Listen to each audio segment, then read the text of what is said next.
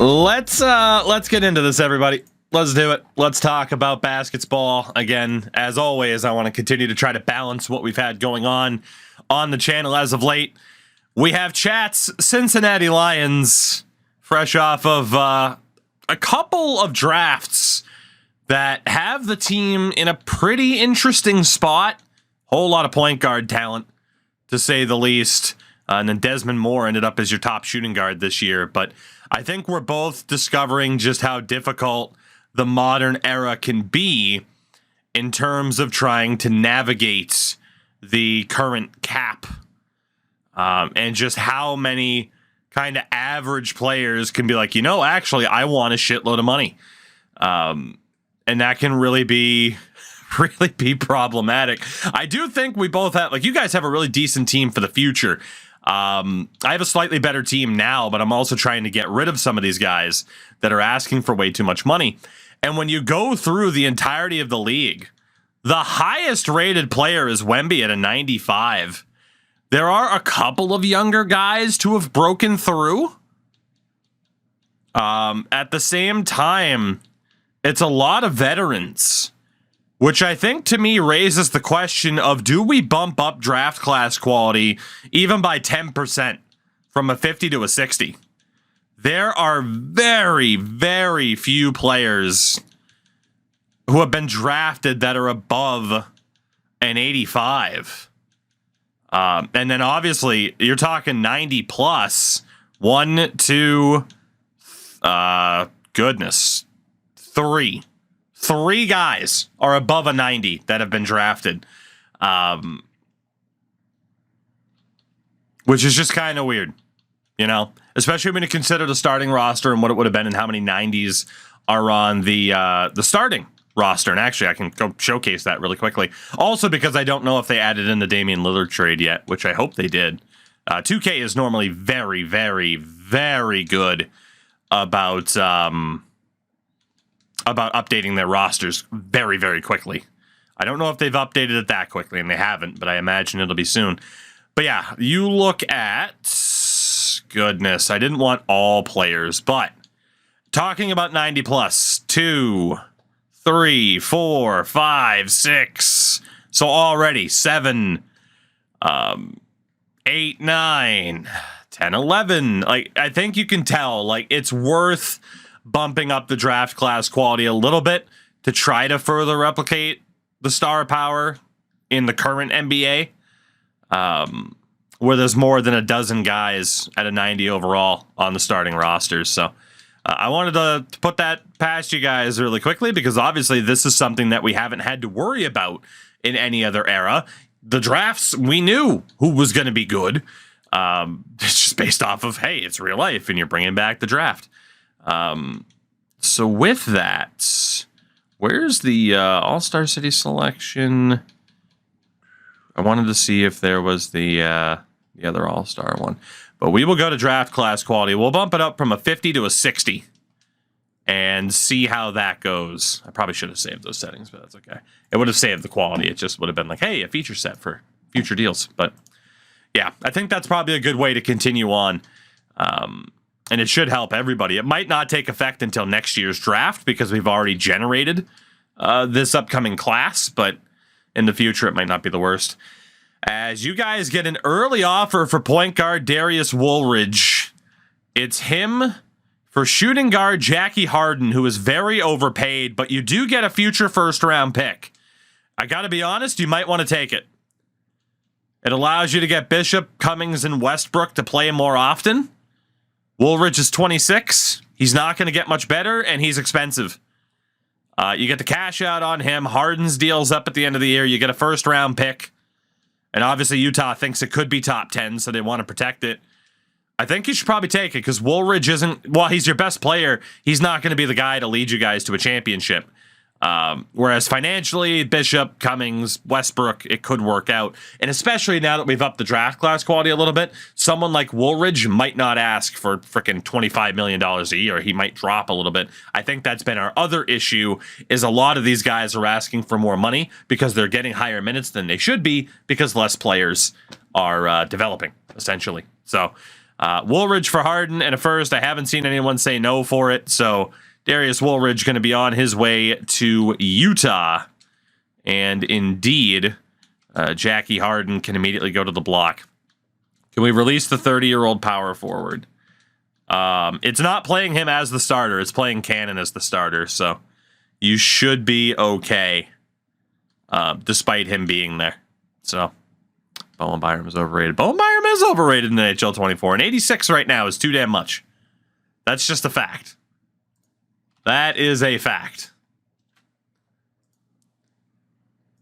100% fact. Don't make me bring up the list and explain to you how ridiculous it is. Because I will. Because I absolutely will. I will prove to you, beyond what I already did in that video, how ridiculous it is. That man is an 86 overall. Just ridiculous. JD, hopefully before Christmas. I would hope for, before Christmas. But you never know. You never know. Who's to say? Who's to say? Honestly, I was somewhat optimistic for how quickly I'll be able to edit stuff. But then EA put out the whole goaltending list and the best players under the age of 24 in the NHL. And I'm like, oh, I have a lot of work to do. And yes, JD, as you mentioned, I have a wedding coming up in 39 days. So, yeah, that's a factor. That's a factor in my free time. As it is tomorrow, we're going out and taste testing food.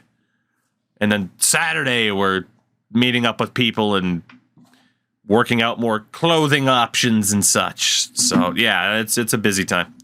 It's a busy time. Mills, what's going on? How are you? I get a trade offer. Alvin Cummings in a second for Dan Baylor. That's a rough contract. And a first-round pick. I got Cummings making $30 million as an 82 overall, which is brutal. But Romero behind him. Watching you in the debate, I'd rather cut my balls off with a kite string than watch Republicans debate. Hey, which one of us is worse? Congratulations, you're all winners. You're all fucking winners. Shout out to Day for the 18 months. What's going on? Appreciate you. Let me focus in on this trade for a second. Hello? 80 overall, 24 years old. And hey, I have so many fucking centers already, though. I have too many centers, as it is. I'd love to trade Cummings, but that's just not the right deal for me. It's just not. It's too many damn centers. Yeah. Honestly, I can't help but wonder how this era would have gone if we upped the draft class quality sooner. I really think that's the biggest issue with too many guys looking for too much money. And we should have thought about it sooner, but it is what it is now. So the one charge of fraud this week might be No, it's fine. It's fine. Like, don't get me wrong. Both parties suck. Let's get political. Both parties suck, but there's one that continues to project all of their actual values, and yet they're the ones that constantly go against and break those values. Weird. That's why I voted for Shrek. I think that you spelled it Shirk. Sean Shirk, the muscle shark. Let's see. Chris Anderson from Mark Williams. Got to be honest, that's a good trade for you guys. That's a good trade for you guys. It gets you out from underneath that Chris Anderson contract, and you take on Mark Williams for the year, and then he's gone, and then you have Bledsoe and Kerr, and Bledsoe's back from injury early on. That's a really good trade for you guys to get out from underneath that Anderson deal. So that's a yes. Like that, I'm not even going to throw it to a vote. You guys would be dumb to say no to that.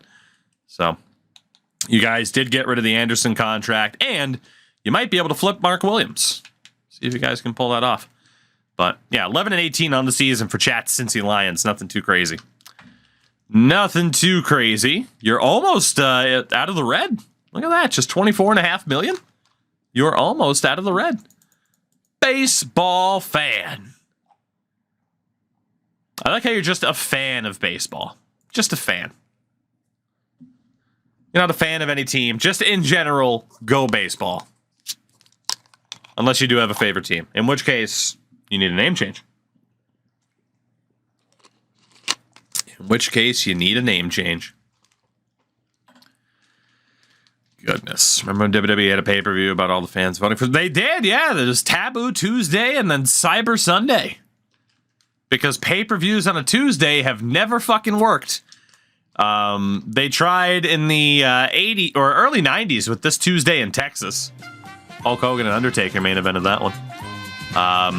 And then, yeah, they tried Taboo Tuesday, and that didn't work either. So, shout out to the Marsteller for the 2 months on the Prime. Mr. Marsteller, how are you? Good to see you. I think we've had a combo, though. Yeah, that's right. You are a Yankees fan. That's right. Hey, look at us. Fans of the 2 worst teams in the AL East. Look at us. Cummings for Cameron. Stop offering me trades for overpaid big men. God damn it. Don't disrespect the night Taker found out Hogan was an asshole. Well, you know. We have... Okay, so you guys do get a trade offer for Mark Williams, but you'd have to give up Raymond Westbrook. Which might not be the best idea. Kept last place warm for you. You know what's bad when Red Sox and Yankees fans like, oh yeah? Well, at least we didn't finish in dead last, just second last, regardless of what side it is. It's like, guys, both of our teams are just fucking terrible, okay? So Alonzo Peterson, 30 years old, depth player. You'd get big man Luther Weber. That's not worth it at that point. Weber's not worth it to get rid of Westbrook.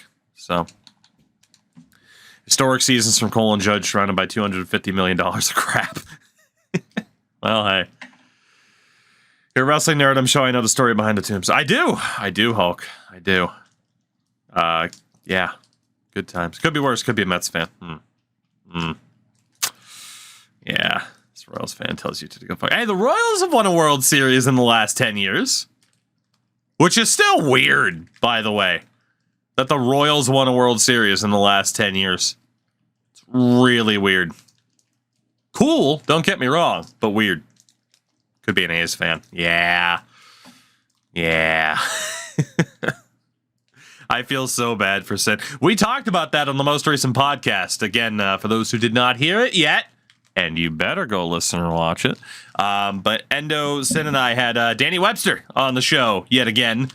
And we got to talk all about the Raiders, because he had covered the Raiders Sunday Night Football game. And just the idea of how that is not working out well, the Raiders having moved, and how it's going to go even worse for the Athletics if they move. Make sure to check out Danny Webster's work at the Las Vegas Sun. Anyway, Mark Williams and Colin Griffith. Probably don't want to get rid of Griffith, especially to bring back John Doherty. That's also a no. That is also a no. The AI knows that we've pulled off some decent trades here, so now they're trying to fleece you.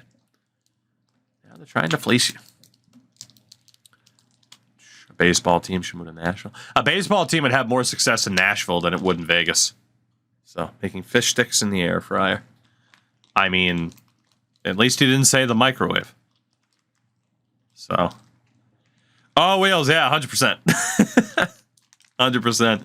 Again, from the looks of it, we're going to have Danny on often throughout the season, which I'm really excited for.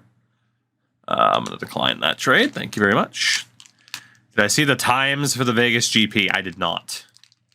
I got to be honest. Like, F1, I still pay attention. But again, this season's just been tough.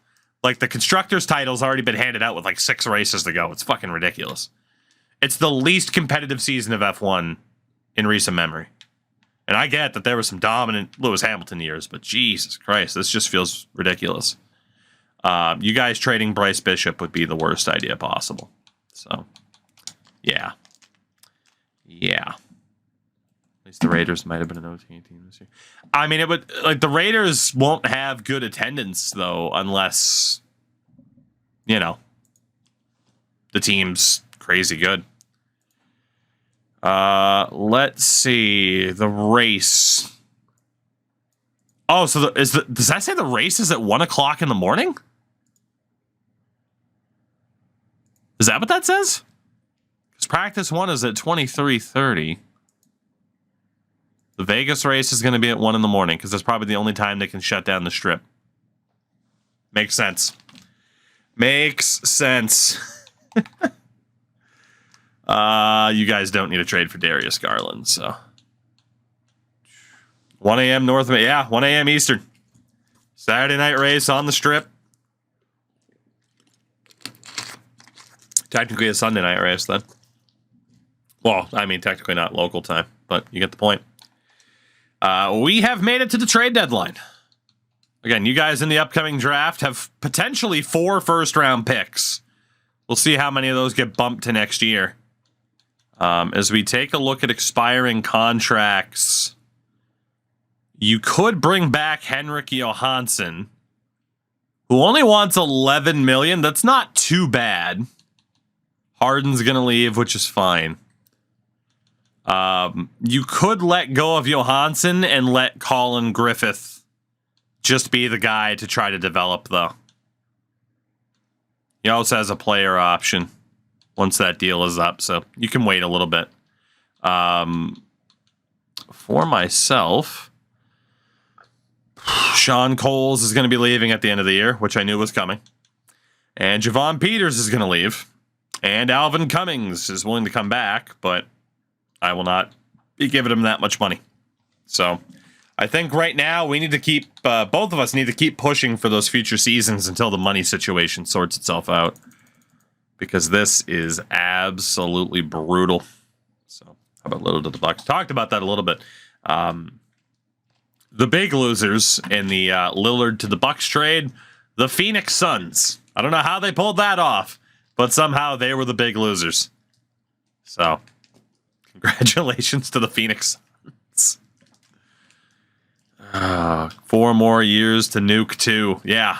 Well, I think we're going to get there, to be honest. Like I said, the whole 50%, 50 out of 100 draft class quality thing, despite it being the default, is clearly too low for how the league pans out and how the contracts pan out. It's just not, it's not a good balance. You need that draft class quality to be higher, because then otherwise you have 80 overall dudes making way too much fucking money. So, what are you going to do, right? Nuke 2, Electric Boogaloo. It would be a miracle if we don't go to 2040 at this point. So, freaking Dame, can they coexist? NBA version. Hey, sometimes that works out, getting star players on the same team. Sometimes it very much does not work out because there's not enough ball to go around. So, the James Harden effect, as we'll label it.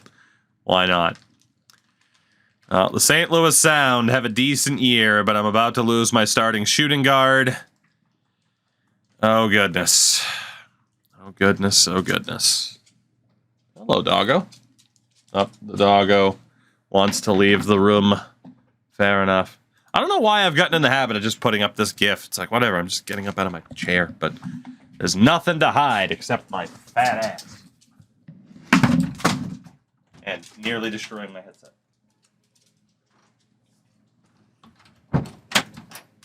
Because as it turned out, my headphone wires got caught on a water bottle. A plastic water bottle. But no paper towel roll. No paper towel roll. Show us the ass, you coward. Hey, OnlyFans for that, baby. Start that up closer to the wedding in case we need the extra funds. Just in case we do. Anyway, with that, Scoot Henderson is now a 3-time MVP. Rookie of the Year, Taribo Christopher. What a name. Taribo Christopher. Travis Jeffries, 6th Man of the Year. Defensive Player of the Year, Evan Mobley. Most Improved, Travis Jeffries. Clutch Player of the Year, Nashville's Herb Walton. Coach of the Year, Darvin Ham. Apparently the Lakers had a really good year. First team All-NBA is Scoot, Billy Farrell, Homer Romero, Freddie Stokes, and Cade Cunningham. So again, the first overall picks are all becoming really, really good. The all-defensive team is Anthony Edwards, Eamon Thompson on the Lakers, Evan Mobley, Donovan Daniels, and Clark McLeod. Your all-rookie team, Jackson Bishop, Grant Hopkins, Todor Marai, Rock Zagorak. Zagorak? His name is Rock. Dwayne Johnson, and Taribo Christopher. The postseason this year. Does not include either of us. Shocker. Shocker that yet again neither of us have made the playoffs. It's like a 5-year drought for both of us. This is insane. Let's just get through it. Screw the team stats. Let's just find out. Representing the Houston Rockets, or representing the Western Conference in the final, the Houston Rockets, led by Clark McLeod on the other side, the Philadelphia 76ers and Victor Wembanyama. Off to the final. Appreciate the follow on Twitch. Mozo, no worries. I mean, you've been sending over the raid, so I presume it wasn't just like, oh, I'm going to raid for one, the whole deal. It's like, oh, you must be streaming, which, yeah. As the Philadelphia 76ers have won the NBA title, and other people should also support fellow streamer Mozone, longtime viewer in the Mozones. Shout out to Victor Wembanyama, the Wemby. Wemb VP. We're in the 2036 offseason. God help us. De'Aaron Fox, Jason Tatum, and Trae Young have retired. Oh my God. Oh, Cole Anthony has retired. He was drafted in 2020. Oh my God. We're so far into this. Oh, we're so far into this. Okay. Jason Tatum has made the Hall of Fame. That's how far into this we are. Jason Tatum's a Hall of Famer. And has had his number retired by the Boston Celtics. League meetings. Top teams in each conference are seeded in their respective conference based on record is a new rule. Nothing about an expansion that we can overturn. So there you go. We get to the draft lottery, where I have the 12th pick. Chat has the 6th and the 15th, thanks to Utah. There is a condition on the Utah pick, though. I don't know if you'll be keeping it. But let's see what happens. The winner of the 2036 lottery, the Washington Wizards. But chat will be selecting 2nd overall, as well as 15th, thanks to Utah, 22nd, and 23rd. So 4 first-round picks indeed for chat this year, as I will have the 12th overall pick. So there you go, guys. A 2nd overall selection. Again, I don't know if the draft class quality bump up factors into a class that's already been generated, but we will see. The Wizards take a power forward named Wes Elliott 1st overall. So you guys are on the clock. Let's look at your team. Again, at point guard, you're good. Bishop, Cummings, Westbrook. The only reason to take a point guard is if there's a generational point guard. You actually have a decent shooting guard in Desmond Moore. This guy has really turned around. You don't have the depth behind him, though, so a younger shooting guard might not be the worst. At forward, you still have Johansson and Griffith, granted, and Manning, for that matter. Power forward, you need somebody else to work with Cannon. So power forward should probably be your biggest target right now, because at center, you still have Bledsoe and Randall Kerr. So power forward is probably your biggest need right now. Moore won't resign. He's an RFA. He's got no choice, basically. You at least have control over him. There is a center who looks very, very promising. Let's take a look, though, at everybody that is available. Let's take a look at everybody that you guys have information on. It's 50% or above to be able to get the ratings, the floor and the ceiling. Let's see everything that is out there that you guys could possibly look to take with the 2nd overall pick. All right. So a starter, Jug Higgins, you got to look for higher than that. There's Alan Payton, who is Hall of Fame to bench, which would obviously be a gigantic risk at this stage. Starter bench, again, aim higher for starter. Although this guy was a dude that apparently has a pretty good rating, but it is only 67% scouted, and he's 23.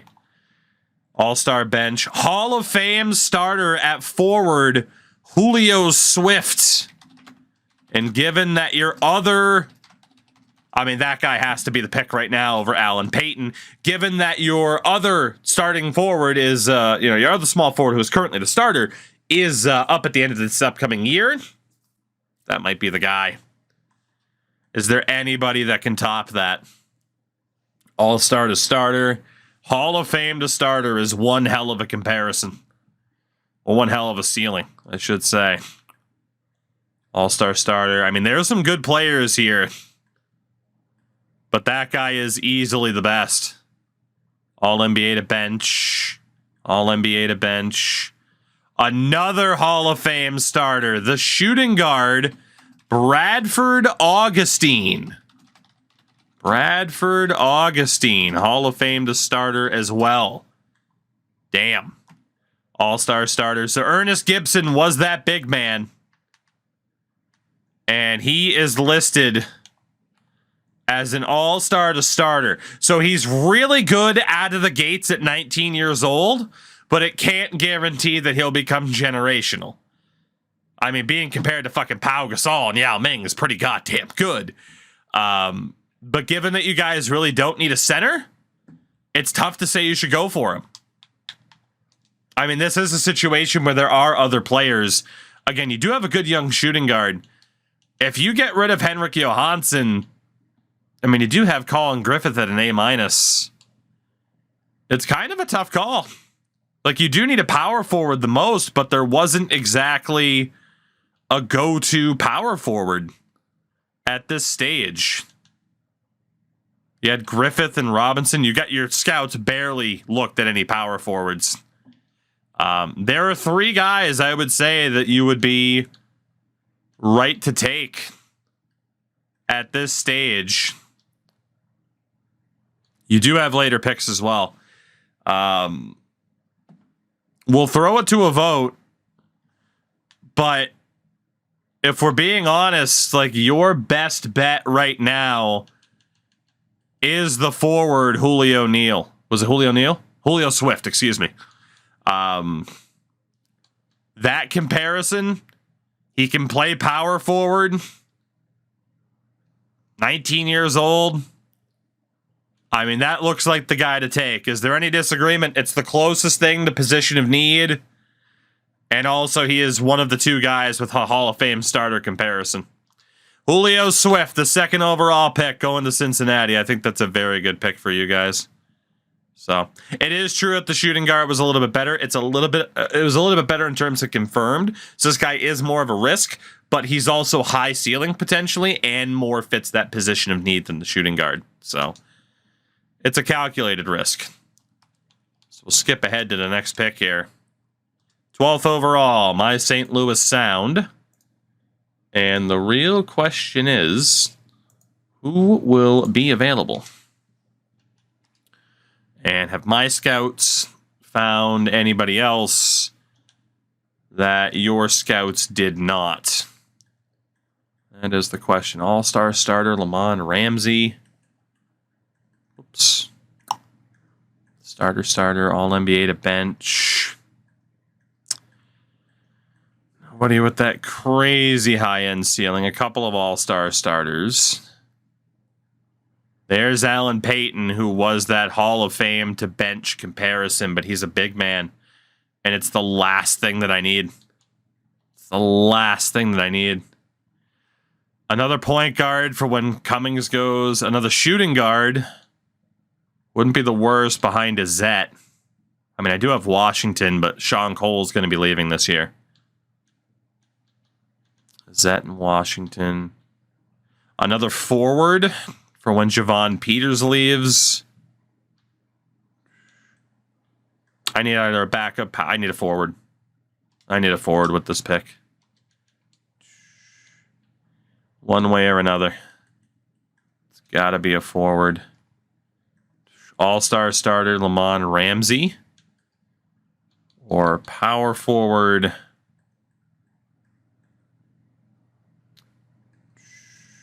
All right, well, Lamont Ramsey, welcome to St. Louis.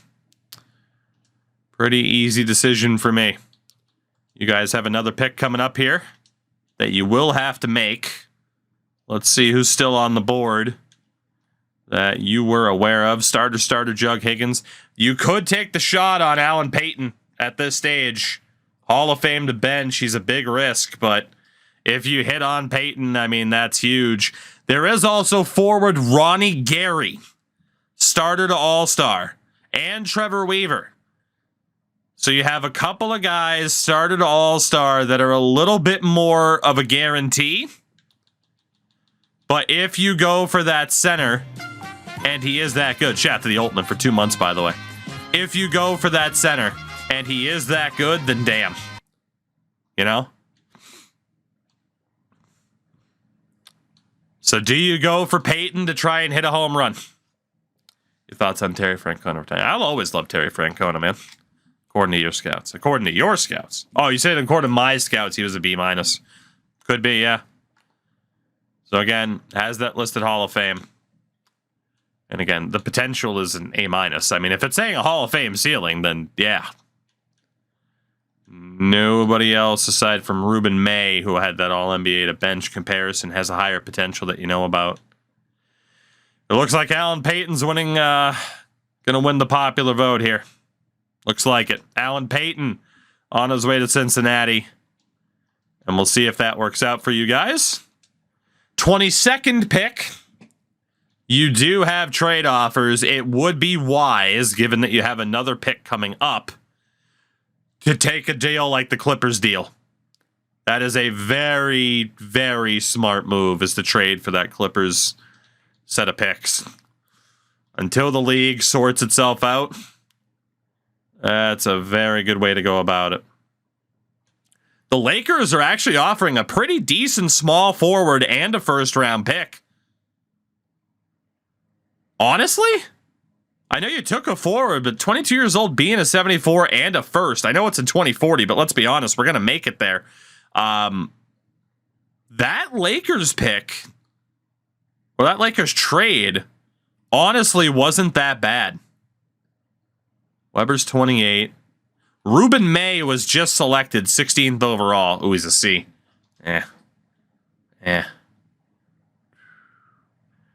Well, it's looking like the 2 first-round picks from the Clippers in the next 2 drafts, or a decent, pretty decent prospect and a first-round pick in Louis Brewer. And it looks like chat wants to go with the Clippers deal. All right, there you go. 2 future first-round picks from the Clippers. And again, you guys had back-to-back picks anyway. They take Pasiki Garay. Garay. You guys will have to make this pick, as the list is shorter. All-star benches. Edgar Robinson, All-NBA to bench. He's the best player left. 19 years old and a 74. He's a power forward as well. That's clearly the guy to take. It's not even a discussion, especially if he's at the high end of that. So, not bad at all for you guys. Sounder on the board. I would love to trade 1 second-round pick for 2 future seconds. Preferably not in this year's draft, but beggars can't be choosers. I'll take that deal with the Lakers. Trade down a little bit. Final pick of the draft belongs to me. And there's fucking nobody left to take. Oh, man. Who was the highest projected dude left? Castro? Jesus. All right. Who's the oldest? Let's make someone's dreams come true. Who's dead last in the rankings? And the oldest. The first 23. There we go. Cody Mayer. Congratulations. Why not? We'll make your dreams come true. Because you never should have been drafted. A 74 overall player went first overall. Ernest Gibson, of course, was rocking that 80. You guys took Swift, though. He's a 77. We'll see how good the rest of the field is here. Taking a look at my 2 picks first, we have Cody Mayer, who I will not be signing. But my first round pick was Lamond Ramsey. I'm so good at taking C+. I am going to sign him.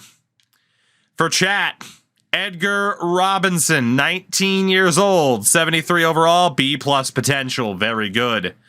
Alan Payton, 23 years old, a 72, A- potential. It's paid a decent amount, but then the second overall pick, Julio Swift. 19 years old, 77 overall, B potential. He's still worth signing. That B potential can go up. He's a 77 overall at 19 years old. All three are worth signing. That's not even a question. Not even a question. Kana. What is going on? How'd the stream go? I hope you are doing well. And who the hell knows what you were playing tonight, because I never know what the hell you're playing. And Twitch won't tell me anyway. So that always sucks. That always sucks. It was a pretty decent draft for both of us, all things considered. For you guys, Manning, Bishop, Bledsoe, and Moore. What do we got? So Bishop's obviously worth keeping. Moore is obviously worth keeping. Manning can probably go, given that you just brought in Julio Swift, AC Origin. Yeah, fair enough. Yeah, you guys can let go of Manning, for sure. And then Bledsoe was definitely worth keeping as well, since Williams will be out. So, all right. So yeah, the only guy to drop is Manning, then the other three are worth keeping. For me, Watkins, Powell, Romero, and Washington. 7 hours of AC Origin. Jesus. And you've made it 3% into the game for how long those freaking games are now. All right, Romero has to stay. Watkins and Powell. Oh, you could make the argument to drop Powell at a C+. He's not bad. Watkins is definitely staying, but I can make the argument to drop Powell and just go with Mitch Cooper-Dyke. And then Washington was a kind of scrubby tag-along, but it might be worth keeping him for the moment. Hate to say it, I think I'm going to move on from Powell, just given how much money it would cost me. So say goodbye to one Clayton Powell. 5th overall pick in 2034. Very, very good at drafting those kind of bad. Cade Cunningham will be a free agent. So Darius Garland might not be the best free agent class. Qualifying offers. Tugay Izzet for me. For you guys, Randall Kerr. That makes sense. To at least qualify him, you don't want to lose him for nothing. Obviously, Bledsoe, Kerr, and Payton are those top three centers right now. So we will go with that setup there. So we head to free agency. There's really nobody for you guys to worry about. For me, it's if I want to re-sign Tugay or pay Sean Cole $35 million a season, which I do not. So Tugay is an RFA though, so I should be all right. In terms of money, you guys can sign anybody. And to be honest, taking a shot at RFA Billy Farrell might be in your best interest, because everybody else is old as shit. At the same time, look at how much money he wants per season. But he is one of the highest rated players in the league at just 23 years old. The guy's insane. The guy's absolutely insane. There's nobody else to sign at this stage. There just isn't. What are his offers already? What the hell do you think his offers are? Everyone in the league is going for him. What the hell do you think the offers are? As if that makes a difference. He's got 16 offers. What the hell do you think they are? You think people are lowballing him? You got the choice, chat. Go for Farrell or no signing. What do you think? Do you join the Billy Farrell sweepstakes to see if you can get him? Or do you save the money for a later time? It's a whole lot of money, but he is, again, one of the very best players in the league at this stage. He is only getting better in the 4 years that he's been there. And he has been, he's gotten better every single year since joining Portland. And indeed, chat will be going for it. At this point, I'll offer him the max because why not? It's not that much more. And you might as well offer him a player option as well, just to try and sweeten the deal. Billy Farrell will be chat's target. For myself, I only have about $17 million available. I will be saving my money and foregoing a signing. So, with my St. Louis Sound, do I want to keep Ray Hammonds? I could if I'm going to try to trade Javon Peters. But he's wanting $14 million, so there's no way. Clayton Powell's definitely gone. Sean Cole's definitely gone. Cap hold on Tugay is what we're going to look to do. The money totals are fucking nuts. But we'll keep the cap hold on Tugay Azette. And that's that. For you guys, no answer. Unfortunately. No answer. Keep Randall Kerr on a cap hold. Billy Farrell's gone back to Portland as RFAs so often do. So no major loss, all things considered. There's really nothing that you guys could do. RFAs, again, so often go back to the team that drafted them. God, the stream's been all right, but this has been a disastrous franchise for both of our two teams. We can't make any progress whatsoever. It's been brutal. Cade Cunningham goes to the Boston Celtics. Love to see it. So Tugay Azette's back with me. Randall Kerr is back with you guys for dirt cheap.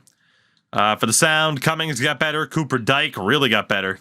And so did Washington. For you guys, a whole lot of development. Desmond Moore has turned into a really freaking good player for you guys. Cummings, Bishop, Westbrook, Kerr, Cannon, Griffith. A whole lot of progression for the young Cincinnati Lions, to say the least. That was a lot of progression. God damn. So we'll kind of see what we look like here heading into this next season. And hopefully 60% means this draft class quality is a little bit better to sort out the financial structure of the league. It needs it.